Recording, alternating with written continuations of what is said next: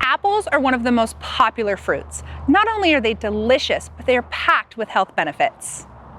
Join the Mission Community Nutrition team as we explore strength from apples.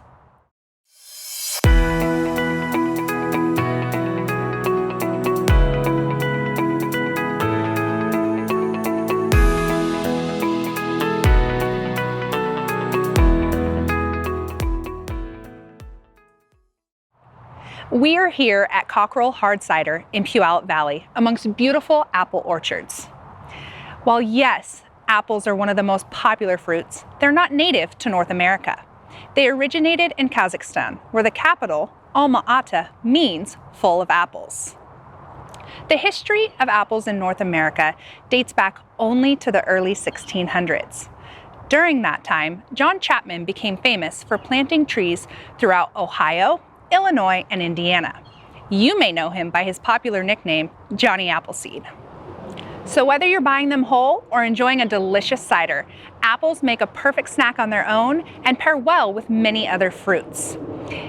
With their varieties giving us options from sweet to sour, they can enhance the flavor of just about anything and pack a bold punch. Follow me into the kitchen as we illustrate a few recipes.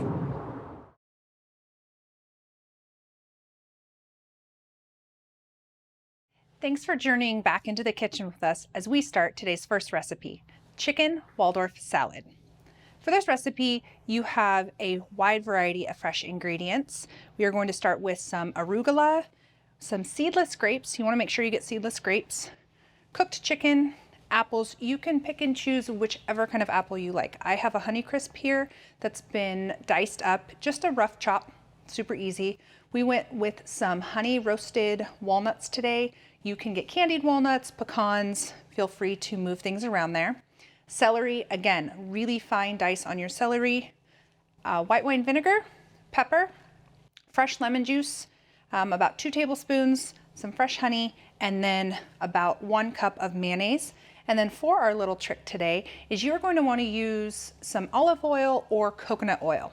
For coconut oil, it comes in a hard form, so you'd have to melt it in the microwave, or you can put your oil into a little container, drop it down into a hot cup of water, let it sit there while you get all of your other ingredients together, and then easy peasy, you have some liquid coconut oil.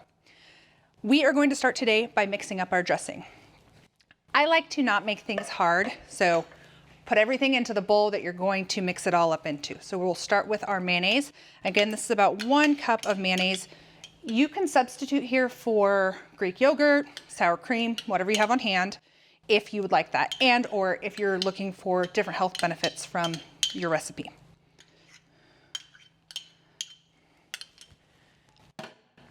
I've got 2 tablespoons of fresh lemon juice, about a 1/4 teaspoon of pepper. You can adjust that to your liking. 2 tablespoons of white wine vinegar. And then we have 2 tablespoons of honey, which I am going to play a little trick on here, get it down into some hot water.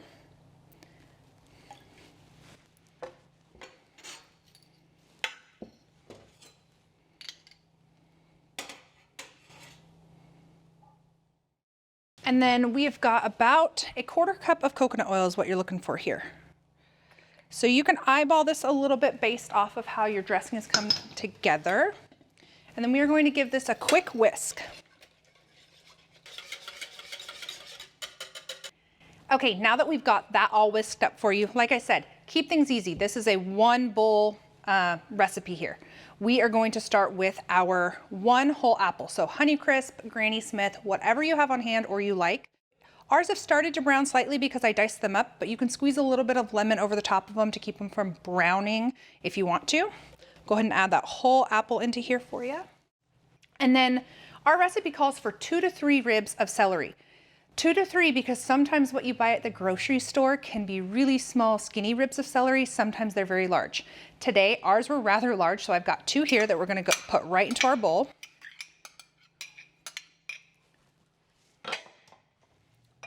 One whole cup of either honey roasted walnuts, candied walnuts, switch to pecans or whatever sort of sweet nut you like. And that goes right into the bowl as well.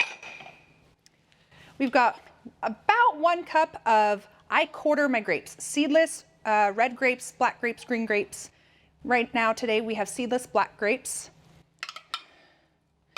If you want to leave them in half, that's perfectly fine too. I just prefer them more quartered up.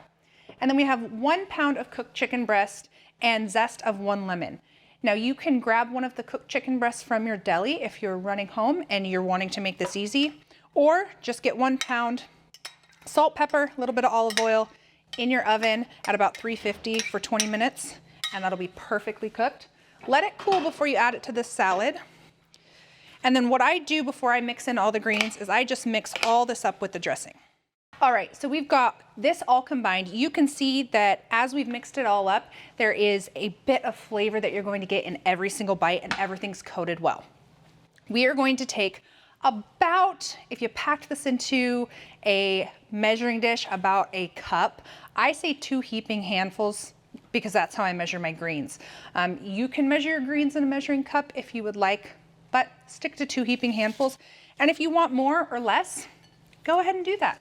This is a great one to add spring mix to, kale, any of the greens that you find in your store or something that you're a fan of. If you're not a fan of arugula, it's a little bit spicier, but it's got a great flavor profile with the chicken and the sweet grapes and the sweet walnuts. Take your pick. So we'll go ahead and just mix this around again, get it all combined. All right, so we have everything mixed in here. We can take this and go directly to a plate, and you've got a beautiful, healthy, full of fiber and nutrients and minerals salad for your whole family to enjoy. Done. Or you can put it on a roll or piece of bread and have a delicious sandwich out of it. Today we are going to just plate it up onto a plate and enjoy it just as it is, a simple salad. Now this will make about 6 servings. You could serve something else with it if you're making this for dinner. Take it as a side dish. Easy peasy chicken Waldorf salad.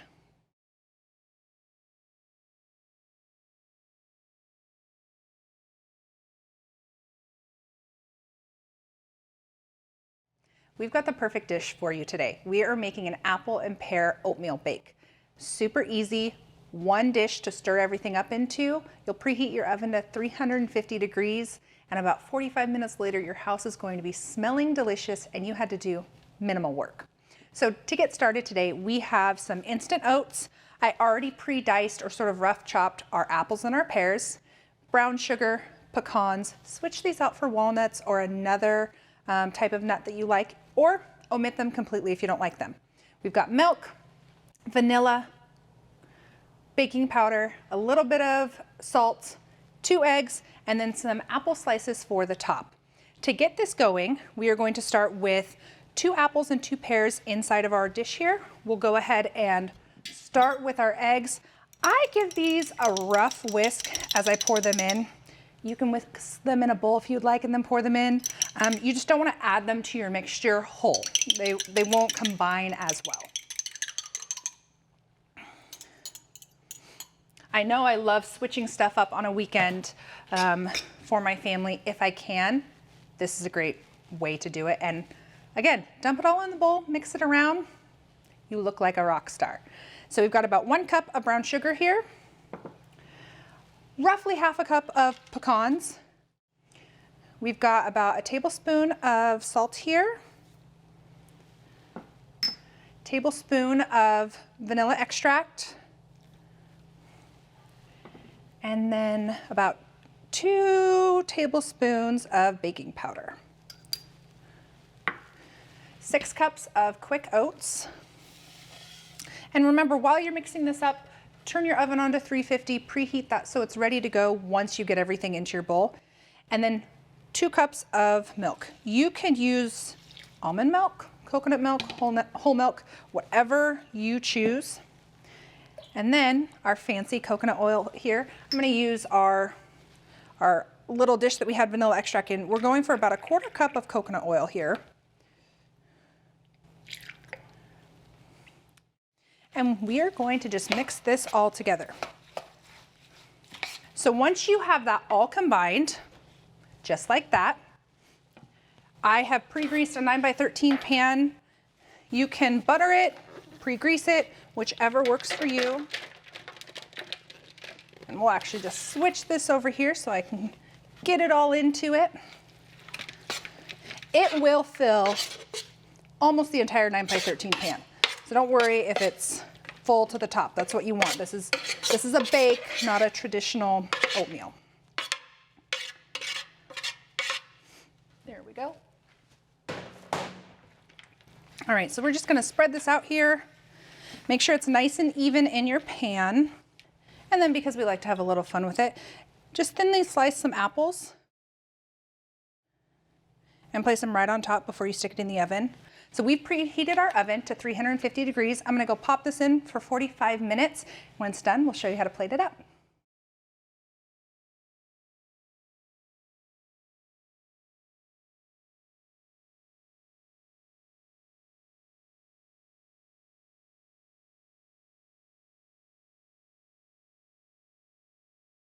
Last but certainly not least, we are going to make an apple and pear hand pie. Now these are a great little sweet treat that you can throw together quickly on a weeknight or on a weekend, and as their name says, they're a hand pie, so they fit right in your hand and they give you that delicious flavor of like an apple pie. Before we get started, I'll go ahead and go over the ingredients with you. I've already chopped up, again, rough chop, leave the skins on. All you're doing is taking the cores out. Got 2 pears and 2 apples here. We've got some sugar just to sprinkle over the top once we put them all together. I have some cinnamon honey butter here. You can certainly do regular butter with some cinnamon and honey drizzled in. I went a little crazy today at the store and grabbed this one because it makes it all easy in one. Zest of 1 lemon, 1 cup brown sugar, and then you can do 2 things here. You can either do a cornstarch slurry to thicken your ingredient that's going to go inside, which is what I've started here. I've got cornstarch and a little bit of milk to make the slurry. You could also certainly do about a 1/3 cup of flour and just whisk it right into your fruit reduction, which I'll show you how to do here in a minute. And then your 1 egg is simply to whisk up and do an egg wash over the top of the hand pies before you put them into the oven. So to get started, we will go ahead and take our saucepan, all of your butter. If you're doing butter and cinnamon and honey, you'll start with just your butter in your saucepan. Because I have the mixture making life easier, which anytime you can make something easier, do it for yourself. So we've got our butter into this dish. Follow us over as we go ahead and cook down and reduce our pears and apples into the filling that's gonna go inside of our hand pies. Now that we have our saucepan on our stovetop, we've got our burner on medium. We're going to just melt this down until it's all completely liquefied.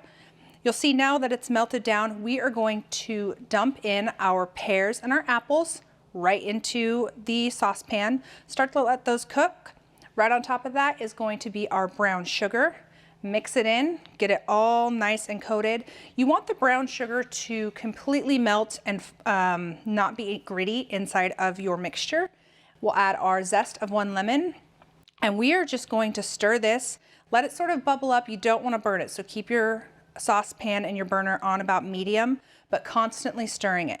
Your fruit will start to reduce down and the juices from your fruit will boil out. It'll thicken as you go. As they start to wilt and you see that the fruit and the brown sugar mixture is coming together, that's when we're going to mix up our cornstarch slurry. So about 4 tablespoons cornstarch to 2 tablespoons milk. Just pour that right in here to thicken everything up. You can see that it starts to bring everything together and create more of a gelatinous mixture versus a liquefied mixture. Keep that going until it's about as thick as we want it. You want it to coat the back of a spoon, like so. And then we'll go ahead and take it off, let it cool for a few minutes, and then we'll go finish filling our hand pies and get them into the oven. Okay, so we just finished reducing down our apples and our pears with some brown sugar and then a little bit of a cornstarch slurry.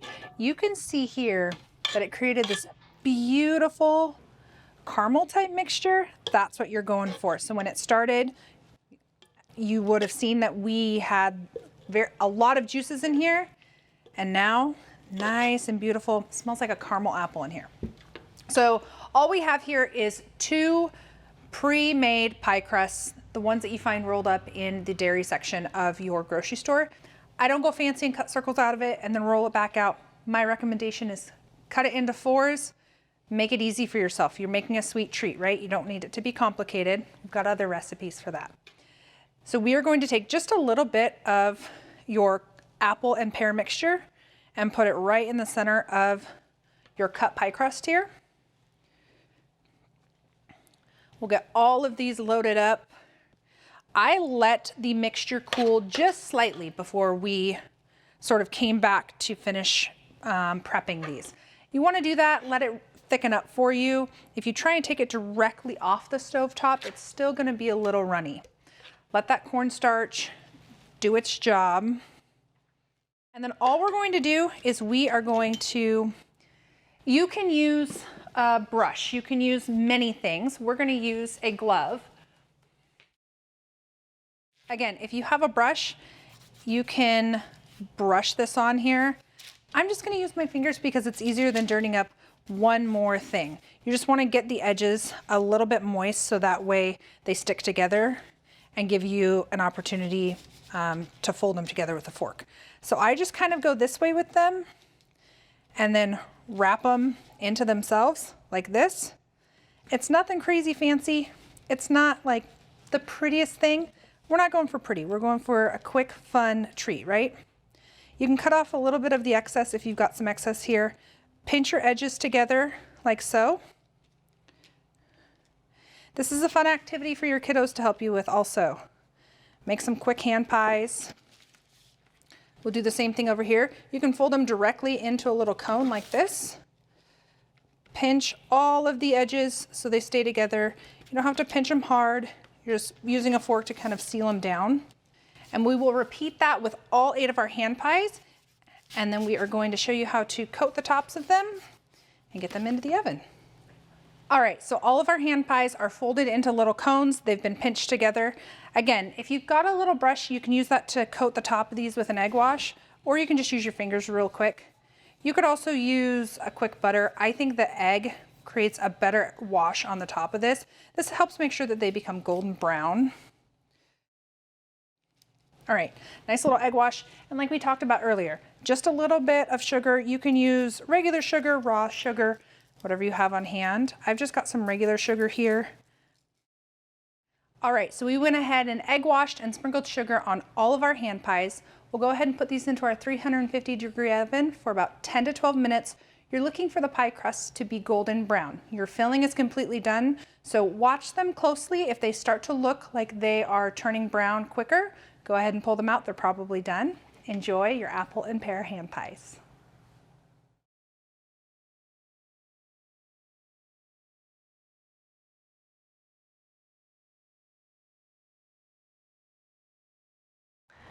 Thank you, Autumn.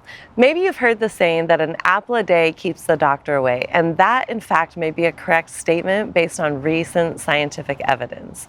So with apples are rich in a flavonoid called quercetin.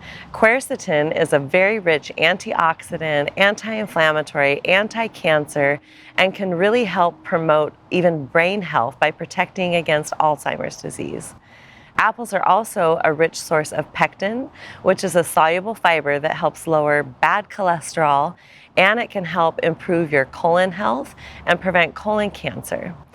Because of the fiber content, it can actually help slow down the digestion through the system and keep you feeling satisfied for hours. So it's great if you're trying to limit your intake, that you can include it in a healthy snack or in your meal planning, and it will keep you feeling fuller longer. It is low in fat or next to no fat, and actually has a very low glycemic index, so that also makes it very good for your sugar stability. Apples also are rich in potassium, so potassium is great for muscle recovery and good for our cells. And as a result, you can hear the chickens. We are at the farm and the dog. Woo! And it can help prevent fluid retention by having the potassium worked into your meal planning.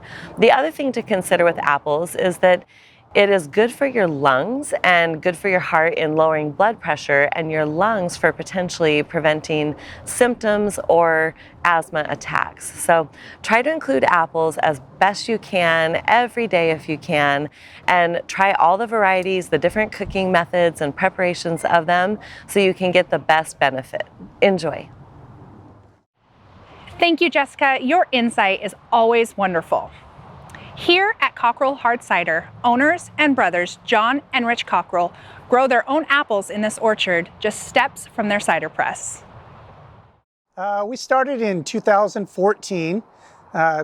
John and I, my brother, who is the other owner of Cockrell Hard Cider, both retired in our early 50s and decided that we wanted to do something other than what we had done for the last 25 years, which I was a chiropractor and John was an insurance salesman. And we've always loved to make beer and cider. I've been making cider for 30 years. And so we said, let's open something, and cider was the way we wanted to go. This farm is an old farm. It was first established in 1854. It was part of the Willis Boatman land grant, the first land grant in the Puyallup Valley. I'm the fourth owner of this property. It was a raspberry farm for 100 years. We started putting in apple trees, although there was apple trees here when we bought it. We put in more apple trees, and we're currently up to about 2,600 on the farm here today. Our apple trees are centrally about cider. So most of our apple trees are, except for a few good eating apples, are just for making cider. Just like a winery has wine grapes, we have cider apples to make cider. We have British bittersweets on half of our farm. The other part of our farm is American heirloom apples. One of our apples, for example, the Roxbury Russet, it's the oldest apple tree in America. It was first propagated in the mid 1600s in Roxbury, Massachusetts. Well, my favorite variety, well, it's kind of a hard question because is it my favorite to drink or is it my favorite overall? So my favorite overall on the farm, anyway, is the Roxbury Russet. Once again, like I said, it's the oldest apple in America. It's great for a farmer to grow because it produces lots of apples every year. It presses really nice, and it makes a very good American traditional cider. Now, probably my favorite to drink is either our Yarlington Mill or our Kingston Black. Kingston Black is a great apple to make cider out of, but it is not a good apple for the farmer, but it's worth it. And the Kingston that we do get to produce into cider, it makes it worth having them on the farm as well. The first apples we put in were Johnny Gold apples. Johnny Gold is traditionally a dessert apple, but it makes a real nice base or a real nice light cider, we found, and those are really good eating apples. And we do a U-Pick here on the farm in September for about 2 weekends. Families are welcome. You come out and we put you on the antique tractor and we give you rides to out where we pick the apples, and the kids get to feed our goats and our chickens and pigs and stuff, and it's a lot of fun. But those apples are really good to eat. But we also use that for cider as well. We have a very popular cider called our Johnny Gold Bone Dry. That is very popular, and we keep that all year as well. Who doesn't like to make a pie or apple crisp, right? Are you a pie or a crisp person? You know, they're both really good. I love making cider. I mean, I think the craft of making cider is wonderful. I'm so glad it's back in America. Many people don't know, but from, you know, for 200, 300 years, cider was by far the biggest alcoholic drink in America. From the 1600s to the mid 1800s, there was nothing close to cider. It was the biggest alcohol beverage consumed in America. And we lost that tradition from 1880s until the 1930s because of Prohibition really put a dagger in the back of cider. But seeing the craft come back, it's very exciting. The experience I get here, as I said before, I'm a retired chiropractor. I was a chiropractor for 28 years. And I have former patients ask me all the time, do I miss being a chiropractor? And I honestly have to say no, and I loved being a chiropractor, but what I really like the most is interacting with people. And being here at the farm and our cidery opened, our tasting room opened 3 days a week, gives me a chance to mingle with the crowd and people. We have a great crowd that comes here, and I just adore it. I'm in love with this place.